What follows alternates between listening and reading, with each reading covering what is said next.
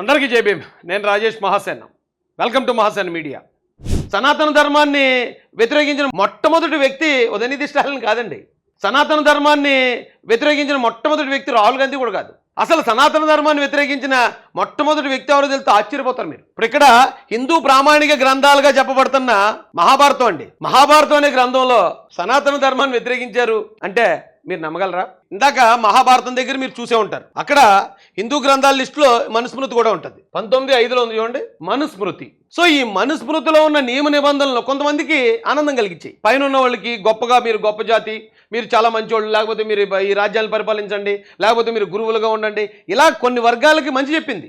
వాళ్ళందరికీ మనుస్మృతి నచ్చుతుంది. కానీ కొద్దిమందికి మీరు ఎప్పుడు బానిసలుగానే ఉండండి, మీరు చదువుకోనకు వీల్లేదు, మీరు చదువుకుంటే చెవిలో సీసం పోతారు, మీరు వేదాలు పఠిస్తే మీరు నాలుగు కోస్తారు, మీరు అన్టచబుల్స్గా ఉండాలి, మీరు పలానా చోట ఉండాలని ఎప్పుడైతే మహిళలకైతే ఇంకా దారుణమైన రూల్స్ ఉన్నాయి. ఇందులో ఆవిడకి అసలు స్వేచ్ఛనే వద్దు అని చెప్పింది ఈ గ్రంథం మనుస్మృతి.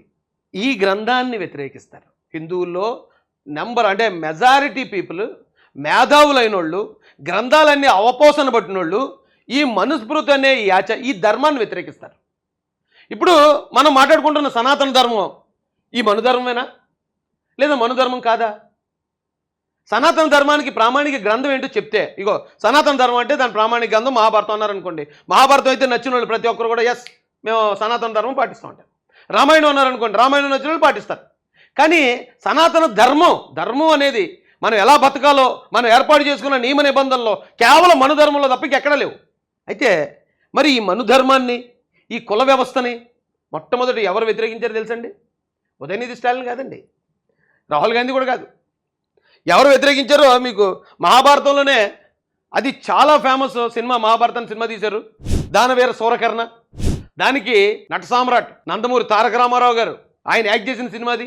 ఆ సినిమాలో నిజంగా ఎప్పుడైనా సరే మహాభారతం సినిమా తీస్తే మహాభారతంలో పాండవులు హీరోలుగా చూపిస్తాం, మహాభారతంలో కూడా ఆ పుస్తకంలో కూడా పాండవుల హీరోలు. కానీ ఇక్కడ ఎన్టీఆర్ గారు మరి ఏమనుకున్నారో, ఇక్కడ దుర్యోధనుడు కర్ణుడు హీరో, వాళ్ళిద్దరిని హీరోలుగా పెట్టి తీశారు. ఆ సినిమాలో డైలాగ్ ఉంటుందండి, ఏమంటివి డైలాగ్ మీ అందరికీ తెలిసే ఉంటుంది. ఇది కేవలం కుల వ్యవస్థ మీద మొట్టమొదటి ఎదురు తిరిగిన వాళ్ళు ఎవరు అంటే మహాభారత కాలంలోనే దుర్యోధనుడు ఎదురు తిరిగాడు సనాతన ధర్మానికి. అక్కడ విషయం ఏంటంటే అండి, కర్ణుడు ఉంటాడు. కర్ణుడు ఎంత సూపర్మెన్ అయినా. మహాభారతం మొత్తంలో హీరో క్వాలిటీస్ ఎవరికైనా ఉన్నాయి సంపూర్ణంగా పుష్కలంగా అంటే ఒక్క కర్ణుళ్ళు మాత్రమే చూస్తాం మనం. అలాంటి మొన్న కల్కి సినిమా కూడా వచ్చింది. కల్కి సినిమాలో కూడా హీరో ఎవరు? కర్ణుడే. అలాంటి కర్ణుడు ఆయన చరిత్ర మీ అందరికీ తెలిసే ఉంటుంది, నేను చెప్పక్కర్లే. కుంతిదేవి ఆవిడ అంతఃపురంలో ఉండి సూర్యుడిని చూస్తూ ఉంటారు. సూర్యుడిని చూస్తూ సూర్యుడు ఎంత తేజస్తో ఉన్నాడు, ఇలాంటి భర్త నాకు ఉంటే ఎంత బాగుంటుందని అనుకుంటుంది. అనుకోవడంతోనే సూర్య కిరణాల ద్వారా ఆవిడ గర్భవతి అవుతుంది. మహాభారతం ప్రకారం చెప్తున్నాను. గర్భవతి అయితే అప్పటికి ఆవిడ పెళ్ళవునప్పుడు ఈ గర్భంలో ఉన్న ఆ శిశువుని ఎలా కాపాడుకోవాలి? అందుకని డెలివరీ అయిన తర్వాత ఆ శిశువుని ఏం చేస్తుందంటే చిన్న తట్లో పెట్టి ఓ నదిలో వదిలేస్తుంది. ఆ నదిలో అలా వెళ్ళిపోతున్న ఆ బిడ్డని అక్కడున్న కుమ్మర సోదరులు, అప్పుడు కుమ్మరులు అనేవారు వాళ్ళని, ఆ కుమ్మర సోదరులు చూసి ఆ బిడ్డను తీసి పెంచుకుంటారు. ఎవరు అంశతో పుట్టాడైనా సూర్యుడు అంశతో పుట్టాడు కాబట్టి మహావీరుడు. ఆ మహావీరుడు పెరిగి అతను నిజంగానే బైబర్త్ వీరుడు కాబట్టి మంచి బాణాలు వేయటం, అది మంచి తోపైపోతాడు. తోపైపోతే ఆ పాండవులకి కౌరవులకి అందరికీ కూడా మంచి పోటీలు జరుగుతున్నాయి, అది తెలుస్తుంది. దీనికి వెళ్తే అక్కడ అర్జునుడు సూపర్ డోపర్కి బాణాలు వేస్తుంటాడు, భూములు వేస్తుంటే వాటర్ వచ్చేస్తుంటుంది, పైకి వేస్తుంటే వర్షం వచ్చేస్తుంటుంది, కిందకి వేస్తుంటే అగ్గు వచ్చేస్తుంటే, అబ్బో చాలా ఉంటుంది మ్యాటర్. అలా వచ్చేస్తున్నప్పుడు కౌరవుల్లో ఒక్కడు కూడా ఉండాలంటాడు. లేనప్పుడు దుర్యోధనుడు ఏడు మన దగ్గర గద ఉంది, ఎవడన్నా దగ్గరికి వస్తే బుర్రబద్దలు కూడా చంపేస్తాం, వేరే విషయం. ఆడి చూస్తే అక్కడెక్కడి నుంచో బాణం వేసేస్తున్నాడు, మనం చచ్చిపోతాం కదా, మరి మనకు కూడా ఇలాంటి ఒకటి ఉండాలి కదా అనుకున్న ఆ సమయంలో టప్ అనే ఒక బాణం వచ్చి గుచ్చుకుంటలోకి మళ్ళీ అర్జునుడు వేసినట్టు వాటర్ వచ్చేస్తుంటుంది. ఏంటిది ఎవరు వేసారు ఈ బాణం అని చూస్తే అప్పుడు వస్తాడు కర్ణుడు వచ్చి నేను కూడా తోపునే, నేను కూడా పోటీ చేస్తాను, నేను కూడా పోటీలో ఉంటానంటాడు. అనగానే అక్కడ గురువుగారు ద్రోణాచార్యుడు, బ్రాహ్మణోత్తముడైన ద్రోణాచార్యుడు గారు లేచి, రే నువ్వు పోటీ చేయడానికి సరిపోవరా అబ్బాయి, నువ్వు శూద్రుడు కాబట్టి నీకు అసలు ఈ పోటీ చేసే అర్హత లేదురా అని తిడతాడు. అప్పుడు అందుకుంటాడండి దుర్యోధనుడు, ఏమంటివి, నీ కులం ఏంటి, నీ బాబు కులం ఏంటి, నీ తాత కులం ఏంటి అని మొత్తం అందరికీ దొబ్బలేడెత్తాడు. కులం లేదు బొక్క లేదు, మొత్తం సమూలంగా ప్రక్షాళన చేస్తాను ఈ కుల వ్యవస్థని. ఇక్కడ పోటీ చేసేవాడు ఎవడైతే టాలెంట్ ఉన్నాడు ఆడికి అవకాశం ఇవ్వాలి, కానీ కులం పేరుతో తొక్కేస్తారా మీరని చెప్పి మొట్టమొదట సనాతన ధర్మాన్ని వ్యతిరేకించిన గొప్ప వ్యక్తి దుర్యోధనుడు. ఆ కారణంతోనే మన ఆయన్ని విలన్గా చేసి ఓడించేసారేమో, అది కూడా చెప్పలేరు బాబు. అయితే ఆ క్యారెక్టర్ ఎవరు వేశారు? నందమూరి తారక రామారావు గారు వేశారు.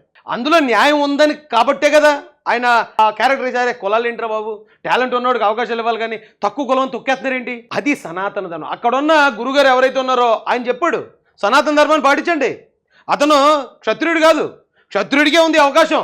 మీరు సనాతన ధర్మాన్ని పాటించండి అంటే నేను సనాతన ధర్మాన్ని పాటించనని ఎదురు తిరిగిన మొట్టమొదటి వ్యక్తి రారాజు దుర్యోధనుడు. రారాజు ఆయన ఆ అవకాశం అప్పుడు కర్ణుడికి ఇస్తే కర్ణుడు ఆ దెబ్బకి, బా నా ఆత్మగౌరవాన్ని కాపాడో సోదరా, నువ్వు నా చివరి రక్తం పూడి చిందేదాకా నువ్వు మంచి చేస్తావు చెడు చేస్తావు నాకు అనవసరం, నీ వెనకాల ఉంటుంది అన్నాడు. అక్కడి నుంచి ఆయన వెనకాలే. మొట్టమొదటి సనాతన ధర్మాన్ని వ్యతిరేకించింది మహాభారతం. అంటే హిందూ గ్రంథాల్లో చాలా ప్రాముఖ్యమైన గ్రంథమైన మహాభారతంలోనే వ్యతిరేకించారు. ఈవేళ ఉదయనిధి స్టాలిన్ లేకపోతే ఇంకో రాహుల్ గాంధీ ఇంకొకరు వ్యతిరేకించలేదండి. ఆయన తర్వాత చూస్తే మీరు ఫూలే గారు, ఆయన బీసీ కులానికి చెందినడు అంటారు, ఓసీ అంటారు, మొత్తానికి శూద్రుడు. ఇక్కడ మహిళల్ని చదువుకునే అవకాశం లేదు అంది సనాతన ధర్మం. సనాతన ధర్మం వేరు, హిందూ మతం వేరు. హిందూ మతంలో మహిళకి దేవతగా పూజించే అంత వాల్యూ ఉంది. సనాతన ధర్మంలో మహిళ వంటింటి కుందేలుగా ఉండాలి, ఏ హక్కులు లేకుండా ఉండాలనేది మన పాత ధర్మంలో పూర్వీకులు పెట్టుకున్నది. ఈ రెండింటిలో ఏది గొప్పదంటే, ఎవరన్నా ఇప్పుడు ఉన్న మహిళల్ని అడిగి చూడండి, నీకు సనాతన ధర్మం ఇంట్లో ఉండి వంట చేసుకోవడం కావాలా, లేకపోతే హిందూ ధర్మం ప్రకారం దేవతలా పూజింపబడ్డం కావాలని అడిగి చూడండి, మహిళలు ఏం కావాలంటారు? సనాతన ధర్మం అంటే ఎప్పుడో మన పాతకాలం ధర్మం. ఆ పాతకాలంలో పెట్టుకున్న నియమ నిబంధనలు ఇప్పుడు మనం కావాలనుకోవడం కరెక్ట్ కాదు. ఒకవేళ అలాగే ఎవరైనా కావాలనుకుంటే, ఇప్పుడు అంత ఎందుకండి మహాభారతం ఉంది. మహాభారతంలోనే పాండురాజు ఉన్నాడు, పాండవులకి తండ్రి ఆయనే. పాండురాజుకి ఇద్దరు భార్యలు, కుంతి, మాద్రి. పాండురాజు గారు కొన్ని రోజుల తర్వాత చచ్చిపోతారు. చచ్చిపోతే ఇద్దరు భార్యలు కదా, ఎవరో ఒక భార్యని ఆయనతో పాటు తగలబెట్టాలి. అప్పుడు ఏం చేస్తారంటే, కుంతిదేవిని, అమ్మ నువ్వు పిల్లల్ని చూసుకో, ఇక మాదిరిని సాగనం పెడతాం ఈయనతో పాటు అని చెప్పి ఆవిడని కూడా తీసుకెళ్ళి ఆయనతో పాటు తగలబెట్టేస్తారు. అలాంటి సనాతన ధర్మం వద్దండి.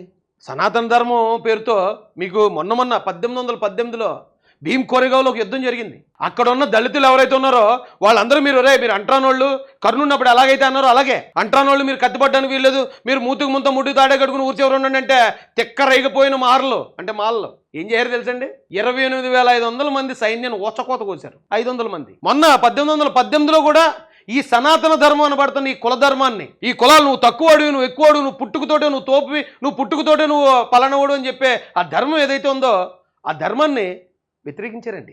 అసలు ఈ సనాతన ధర్మం ఏంటి, కుల ధర్మం ఏంటి, పుట్టుకతోటి ఒకటి తక్కువ ఒకటి ఎక్కువ ఏంటి, అసలు ఇది ఏంటి, అది ఇది అసలు ధర్మమే కాదు, ఇది అధర్మం ఇదని చెప్పి ది గ్రేట్ బాబాసాహెబ్ అంబేద్కర్ ఏం చేశారో తెలుసండి, ఆ మనుస్మృతిని తీసుకెళ్లి పట్టపగల అందరూ చూస్తుండగా అగ్గిలో తగలెట్టాడు. ఆయన రామాయణాన్ని తగలబెట్టలే, భారతాన్ని తగలబెట్టలేదు, భగవద్గీతని తగలబెట్టలేదు, ఆ పురాణాలు ఏవైతే ఉన్నాయో వాటి నేటి జోలికి కూడా పోలేదు.